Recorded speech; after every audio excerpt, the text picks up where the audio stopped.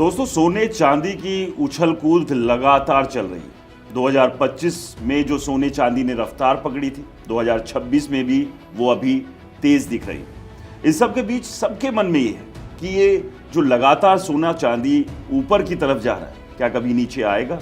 और इस सब के बीच इसका असर जो सराफा बाजार है उनके व्यापारियों पर क्या पड़ रहा है, क्योंकि अलग अलग जगहों से इस तरह की खबरें आ रही हैं कि बहुत सारे सराफा बाजार के जो व्यापारी हैं उन्हें अपनी दुकान तक बंद करनी पड़ रही है। राजकोट का उदाहरण लीजिए, वहां पर 44 ऐसे दुकानदार थे जिनकी दुकानों पर ताले लगे। इसके पीछे वजह कई है कि जियोपॉलिटिकल टेंशन की बात हो रही है, डॉलर कमजोर पड़ रहा है और साथ ही बेतहाशा खरीदारी जो निवेशक कर रहे हैं। तो हमने सोचा क्यों ना इन तमाम सवालों के जवाब किसी सोने चांदी के व्यापारी से ही ले लें और समझ लें कि दाम कुछ घटेंगे या नहीं, या फिर ये रफ्तार इसी तरह से जारी रहेगी और आम और गरीब आदमी पर इसका क्या असर पड़ रहा है, और क्या ये सच है कि जो बाजार है वहां पर सन्नाटा पसर रहा है। तो आज हमारे साथ हैं अनुश्री ज्वेलर्स के डायरेक्टर एडवोकेट प्रदीप गुप्ता। गुप्ता जी, बहुत बहुत स्वागत है। सबसे पहले तो ये बताइए कि काम धंधे पर इसका कितना असर पड़ रहा है, क्योंकि बहुत सारी खबरें निकल कर आ रही है कि नहीं, सोना व्यापारी टेंशन में है, हालात खराब हैं, और पीछे जो मैंने भी रेफरेंस भी दिया राजकोट के व्यापारियों की, आखिरकार उनकी दुकानों पर ताला लगने की नौबत क्यों आई? क्या सच में सन्नाटा पसर गया है बाजार के? राज जी, ऐसी कोई बात नहीं है, सन्नाटा कोई नहीं पसरा है। ज्वेलरी हर घर में चाहिए, ये हिंदुस्तान है। हिंदुस्तान में हर शादी में, हर चाहे मैरिज एनिवर्सरी हो, चाहे बर्थडे गिफ्ट हो, चाहे बच्चे का बर्थडे हो, हर एक को गिफ्ट चाहिए। लेडीज़ को गिफ्ट देना है, जेंट्स ने खरीद के देना ही देना है। तो इसलिए ये कहना कि सराफे बाजारी में सन्नाटा हो गया है या वो बिल्कुल क्या कहते हैं सन्नाटा बिल्कुल बिक्री नहीं हो रही है, कम हो गई है, या जैसे आपने राजकोट का उदाहरण दिया कि कई ज्वेलर्स दुकान बंद करके भाग गए हैं, बंद कर दी अपनी। तो मैं पहले राजकोट पे आता हूँ, वो दुकानें क्यों बंद हुई हैं। राज जी, इसके अंदर कई दफ़ा क्या होता है, हम ज्वेलर्स लोग जितना सामान बेचते हैं पूरे दिन में, उसको हम काट के चलते हैं, उसको हम उतना ही ज्वेलरी जितनी हमने बेची है उतने को हम बुकिंग करके चलते हैं। कई यानी कि जैसे 2 किलो हो गया, 3 किलो हो गया, उतनी गोल्ड की ज्वेलरी बुक कर लेंगे जिससे उनका नुकसान नहीं होएगा। जो गोल्ड उन्होंने आज बेच दिया कल बढ़ गया तो। लेकिन कुछ ज्वेलर्स क्या करते हैं कि 3 किलो की जगह देखते बढ़त हो रही है, भाई बढ़ने लग रहा है, सेंसेक्स बढ़ रहा है, सेंसेक्स बढ़ रहा है, तो वो 3 किलो की जगह वो 10 किलो कर लेते हैं बुक, और फिर एकदम में वो घट जाता है सोना। तो घटने से क्या है, उन्होंने का बैंक का ब्याज का पैसा है, और वो है बैंक को हर महीने ब्याज चाहिए। हर महीने आपने M6 पे बुक कर रखा है, जैसे शेयर की तरह शेयर मार्केट होती है, बुकिंग करते हैं तो आपको वो बुकिंग अमाउंट देना पड़ता है। लोग इसमें इंट्राडे में खेलते हैं, तो उसमें जैसे लॉस जाएगा तो उतने पैसे उनको भरते रहना पड़ता है। यानी सीधी सीधी जो सट्टेबाजी जो कर रहे हैं उनको नुकसान ज्यादा हो रहा है, उनको नुकसान ज्यादा। लेकिन प्रदीप जी, एक चीज देखिए ना, अगर मैं 1 साल पहले 1.5 साल पहले अगर मैंने प्लान किया था कि अगर 2026 में बच्चों की शादी या गिफ्ट भी देना है और कि चलिए 2 तोले का या 5 तोले का कोई मैं ज्वेलरी बना के दूँ, लेकिन अब अचानक से जिस तेजी से 60 से 70% सोना बढ़ा, 150% से ज़्यादा चांदी हो गई। अभी जनवरी में 1,41,000 के आसपास तो आपका सोना चल रहा है और 2.25 लाख के करीब 2,60,000 चांदी की हालत है। तो क्या जो अब लोग खरीदारी करने के लिए आ रहे हैं, पहले अगर वो 2 तोले का ले रहे थे, क्या वहाँ भी कुछ कटौती हुई है कि नहीं यार थोड़ा सा कम लेते हैं? देखिए, जब रेट बढ़ता है तो इफेक्ट तो उसका होता ही होता है, लेकिन लोग जैसे जिसको 20 लाख का देना है तो वो 20 की जगह ये कहेगा कि 20 लाख का दे देता हूँ। उसमें पहले 20 लाख में आपके सपोज करो 10 तोले आता था, तो अब वो 10 तोले की जगह 18 तोले कर देगा या 15 तोले कर देगा। उनका अमाउंट फिक्स है, और हमारे जो हिंदुस्तानी लोगों में वो एक फिक्स करके चलते हैं कि हमें इतने का देना है, इतना करना है, वो अमाउंट कुछ भी हो उसमें कम बत्ती करते रहते हैं। यानी कि सीधी सी बात है कि अगर बजट किसी ने बनाया है कि अपने बच्चों की शादी के लिए कि 10 लाख की ज्वेलरी लेनी है तो 10 की लेगा, लेकिन अब चूंकि पहले तोले अगर वहां उसको 10 तोला मिल रहा था तो वो 8 तोले या 7 तोले पे चला जाएगा। तो वो एक असर यहाँ पे पड़ता है उस चीज का। बहुत सारे लोगों के मन में ये भी है कि क्या 2026 में कुछ कमी आएगी, कुछ करेक्शन होगी, या आपको लगता है कि ये जो अभी 1,41,000 के आसपास सोना है 10 तोला, वो 2.5 लाख या 2 लाख पहुंच सकता है? देखिए, इतना तो नहीं कि 1,41 का 2-2.5 लाख पहुंच जाए। हाँ, ये जरूर है कि 1,41 का 1,75 1,80 के आसपास आपको नेक्स्ट दिवाली में 2026 की दिवाली में मिल सकता है, और 1.5 से ऊपर आपको मार्च में मिल सकता है। जो ये एकदम से चढ़ा है सोना चांदी, क्योंकि आप तो इस व्यापार में पहले से हैं, असल रीजन क्या है इसके पीछे?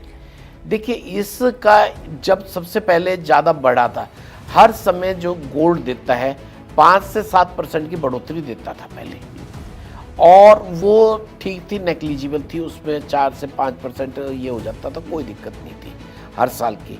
लेकिन ये जब से यूक्रेन और रशिया का युद्ध हुआ है, जब एकदम में फर्स्ट टाइम बढ़ा था, उसके बाद अनसर्टेनिटी पूरे वर्ल्ड में आ रही है।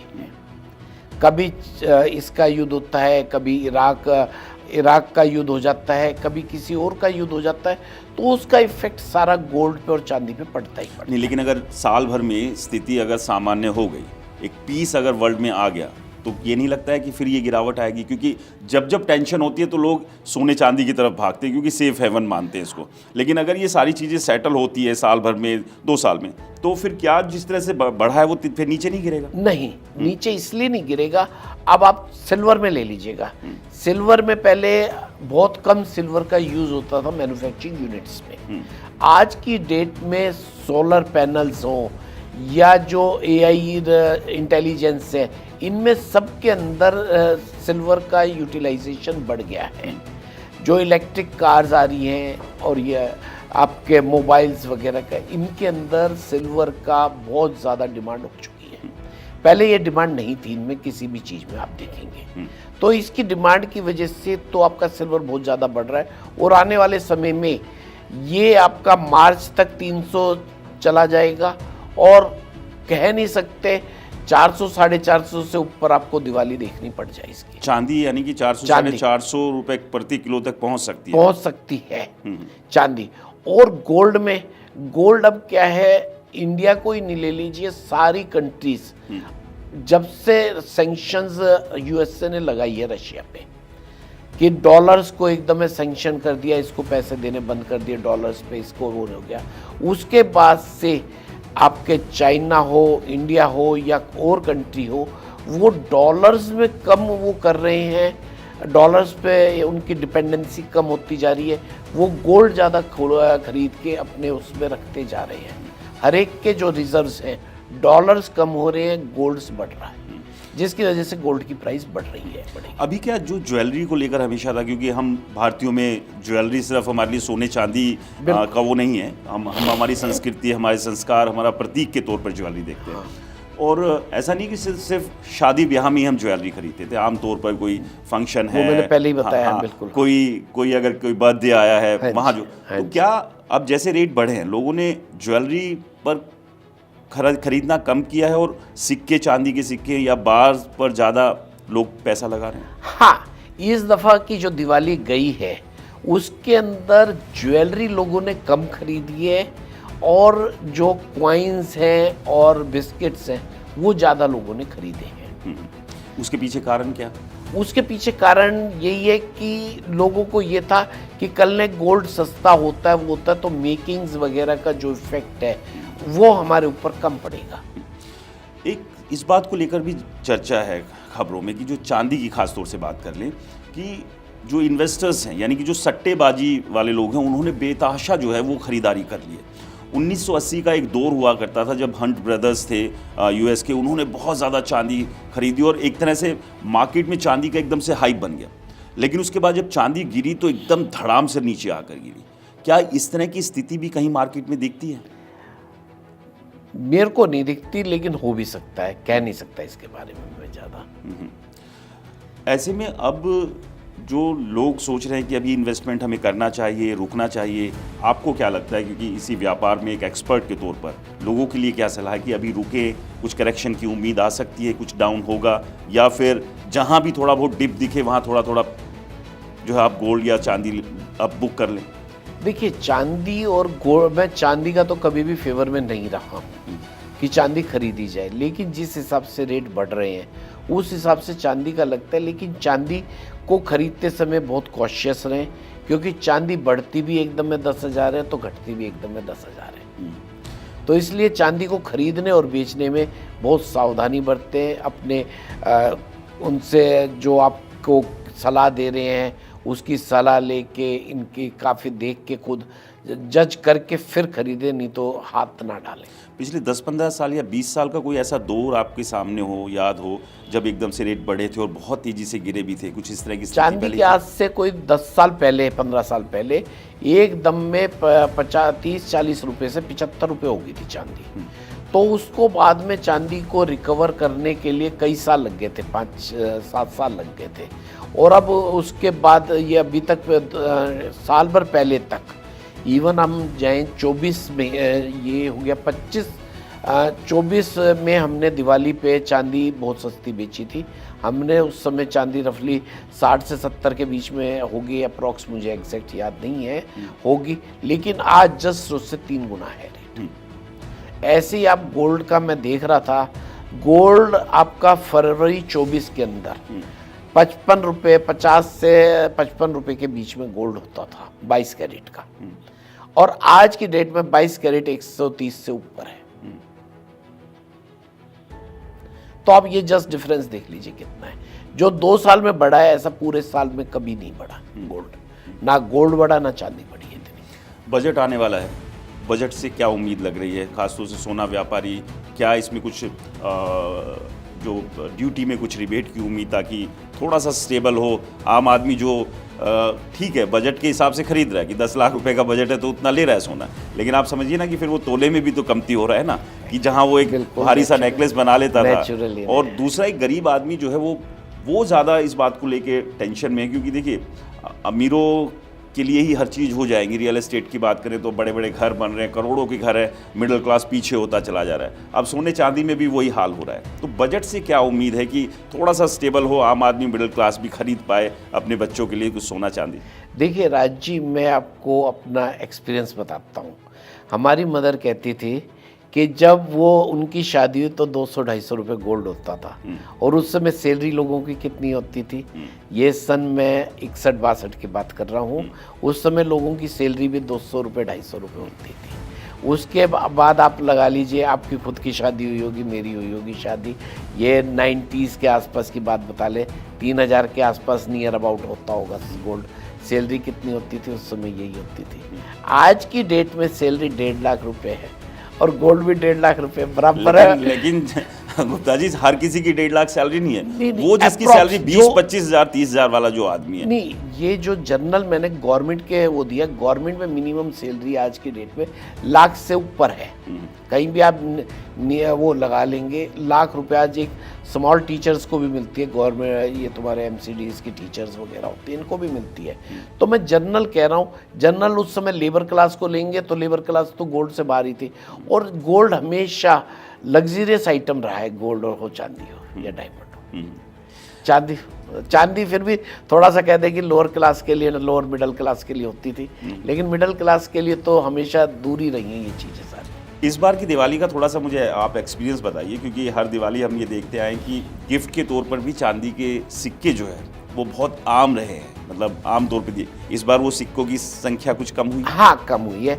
जो पहले यानी कि आप ये सोचते थे कि मैं किसी को गिफ्ट दे रहा हूँ तो 1000-1500 रुपये का कॉइन दे दूँ, तो इस दफ़ा वो कमी रही है कि 1000-1500 रुपये में चांदी का 10 ग्राम का सिक्का नहीं मिला है। और कितने रुपए का कर दिया आज नियर अबाउट देखिए 10 ग्राम का सिक्का ही 3000 रुपये का है। 2500 रुपये चांदी होगी तो 2500 10 रुपये और लगा लीजिए, ऊपर 260 के लगभग लगा लीजिए, इसके आसपास पड़ती है। तो यानी कि अभी ये तय है कि यहाँ से जो अब रेट चढ़ने शुरू हुए हैं, चाहे सोना हो या चांदी, वो गिरने वाले तो है नहीं, यहाँ से ये ऊपर की ही तरफ जाएंगे। माइनर करेक्शंस होती रहती हैं और वो समय समय पर होती रहेंगी, लेकिन अल्टीमेट 10% गिर गए, 20% बढ़ गए और 10% गिर गए तो उसको आप गिरना नहीं कहते हैं। चांदी पर जो चाइना ने खास तौर से एक कंट्रोल किया है कि बाहर भेजने पर जो है एक सख्ती लगाई है, उसका भी कुछ असर है? नहीं, उसका मार्केट में कोई असर नहीं है। उसने जो पहले वो कहते थे कि पहले चांदी पे इसने अपने हाथ से वो लगा दिया, बैन लगा दिया, पहले इन्होंने सबको बहुत खुला छोड़ रखा था, वो थोड़ा सा कर लिया, वो इंटरनल इनकी बातें, कोई ऐसा वो नहीं है, यानी कि उसका असर बहुत ज़्यादा नहीं। इसका कोई ज़्यादा असर नहीं। यानी कि सीधी सी स्थिति ये है, फिलहाल जिस तरह से चांदी और सोना दौड़ रहे हैं, ये रफ्तार अभी कम होने वाली तो नहीं है, ये एक्सपर्ट्स की राय है और अलग अलग एक्सपर्ट्स की राय है। हमारे साथ एडवोकेट प्रदीप गुप्ता जी भी हैं, क्योंकि ये सराफा व्यापारी है और रोज़ मार्केट को देख रहे हैं। हाँ, एक जो बड़ा बदलाव आया है वो, अगर जो ज्वेलर्स की जिनकी शॉप्स पर ताले लग रहे हैं, वो सीधे सीधे एक तरह से कहें कि सट्टेबाजी का हिसाब किताब वहाँ ज़्यादा देखने को मिल रहा था, ना कि एक दुकान को जिस तरह से चलाना है। और सबसे बड़ी बात जो सामने आ रही है कि पहले जो एक बजट था, बजट अभी उतना ही है, वो चाहे आम हो, गरीब हो, अमीर आदमी हो, लेकिन जो सोने और चांदी का जो वजन है वो पहले के मुकाबले कम हो गया है। तो इसलिए बाजार के ऊपर नज़र रखिए, जब डिप आए तब ज़रूर खरीदिए। और हाँ, ये वीडियो सिर्फ जानकारी के लिए है, इन्वेस्टमेंट की सलाह यहाँ पर नहीं है, क्योंकि कहीं भी आप अगर इन्वेस्ट करते हैं, अपनी मेहनत की कमाई, हर जगह हर मार्केट में एक जोखिम होता है, इसलिए सही एक्सपर्ट की राय लीजिए, 10 मार्केट के ऊपर नज़र रखिए, तभी जाके कुछ पैसा इन्वेस्ट कीजिए। और 10 एक्सपर्ट से पूछ के जब इन्वेस्ट करिए, बिल्कुल आंख बंद करके बिल्कुल मत करिए इन्वेस्ट। तो बहुत बहुत शुक्रिया प्रदीप जी तमाम थैंक यू राज जानकारी जी, देने के लिए। बहुत बहुत बधाई आपको, आपने चैनल शुरू कर रखा है ये काफ़ी, और बहुत अच्छा रफ्तार पकड़ रहा है आपका ये चैनल। बहुत बहुत शुक्रिया, हमारी शुभकामनाएं। Thank you sir.